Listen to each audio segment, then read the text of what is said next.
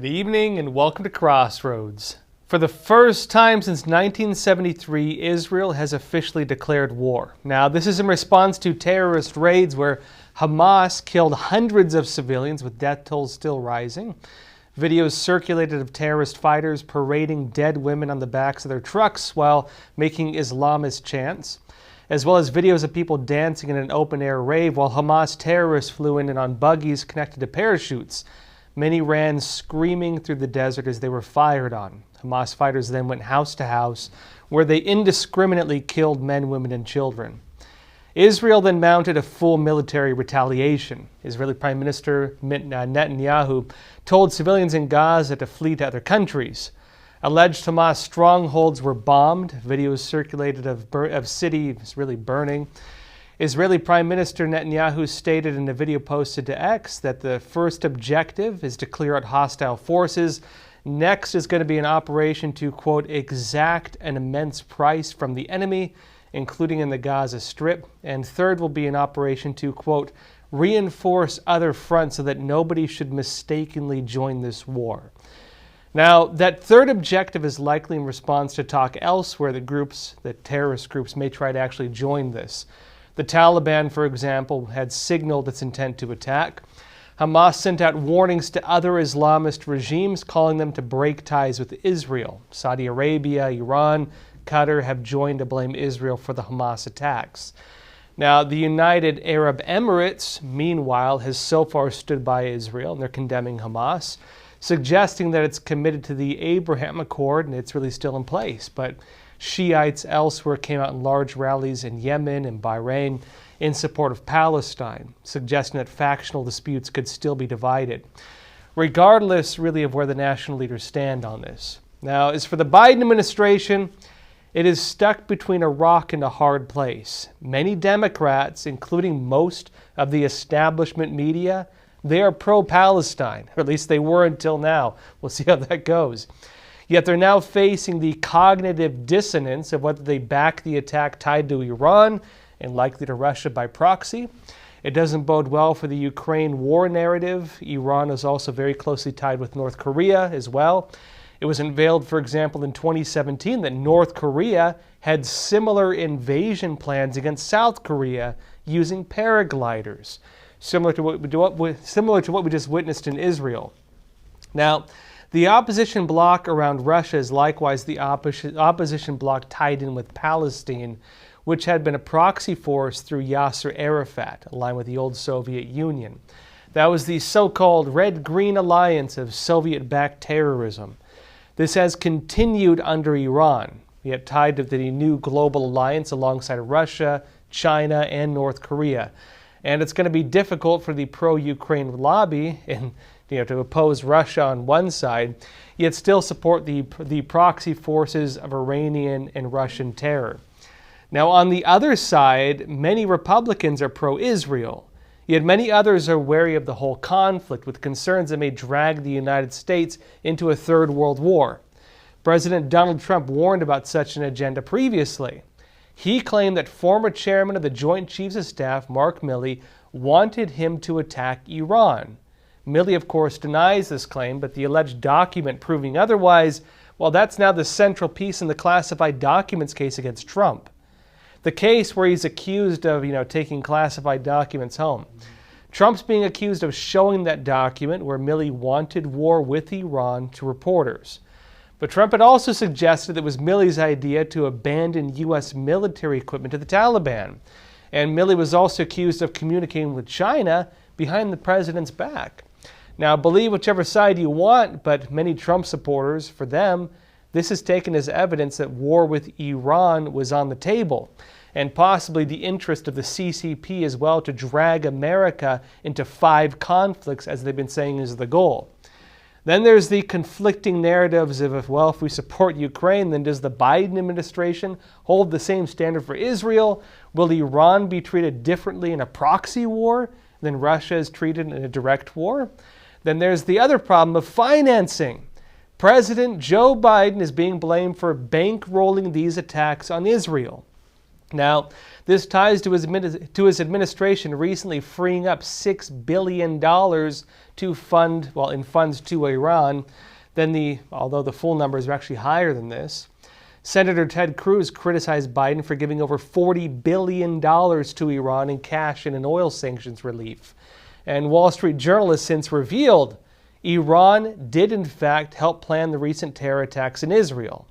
It reported that Iranian forces have been working with Hamas on these attacks since August. And August was when Biden freed up that money. And on top of that, also, Iranian officials had given the green light for the terror attacks in a meeting in Beirut last Monday. With all this in context, many critics are now questioning why the Biden administration is not freezing the billions of dollars that had been unlocked for Iran to use. President Trump warned about this on August 17th. Watch this. Crooked Joe Biden just agreed to pay a $6 billion ransom to the Iranian dictatorship in exchange for hostages. This is yet another Biden surrender and a further blistering humiliation of the United States of America to the world stage. But even worse, this decision will be extremely deadly. Biden is giving $6 billion to the world's leading state sponsor of terrorism. Just as when Obama sent the Iranian regime pallets of cash for hostages in the dark of night, remember? Plane loads of cash. Biden's ransom payment will be immediately used to stoke violence, bloodshed, and mayhem throughout the Middle East and all around the world, costing countless innocent lives. So now that this is actually happening, why is the Biden administration not refreezing the cash to Iran? Well, it's possible the Biden administration can't afford to do it. Now, the other big elephant in the room right now is that the coalition of countries tied in with it also have a monopoly on gas and oil. Russia controls energy for Europe, but oil and gas is also a problem as well. Biden right now is being accused of draining U.S. strategic oil reserves in order to artificially lower gas prices ahead of the elections. Middle East oil producers have likewise been able to corner the global supply. Politico, for example, they're now reporting that a renewal of sanctions on Iran could derail its thawing relations with Saudi Arabia and send global fuel prices soaring. The problems don't end there either. There are also questions of whether U.S. weapons made their way to Hamas terrorists through Afghanistan or through Ukraine. Russia is being accused of spreading disinformation that U.S. military supplies to Ukraine are being sent to Hamas. But the possibility, unfortunately, is not far out. CBS News, they reported previously and then deleted a claim that only 30% of U.S. military aid for Ukraine was actually reaching the front lines. And there's concern that some officials in Ukraine have been reselling equipment and weapons. Now, Ukrainian leader Volodymyr Zelensky has been really probing corruption on this and recently replaced the country's defense minister because of it. But regardless of whether Ukrainian aid is making its way to Hamas, there are reports that U.S. arms left for the Taliban have fallen into the hands of Palestinian terrorists. When Biden pulled the United States out of Afghanistan, he left more than $7 billion in military equipment functional for the Taliban. The Middle East Monitor had reported in June that some of the small arms, things like rifles and so on, had been spotted in the hands of terrorists in the Gaza Strip, where Palestine is. And there's evidence now of this as well. Now, Donald Trump Jr. posted a video of Palestinians celebrating the terror attacks, and he noted the guns weren't the typical Kalashnikov variant seen in the region.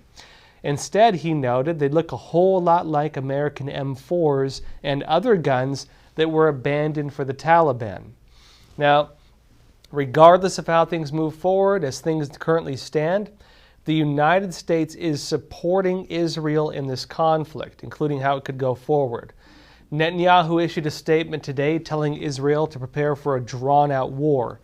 The Biden administration has pledged rock-solid support and has likewise begun moving warships to the region, suggesting the U.S. is going to help if needed. Republicans seem to be on board as well for the most part.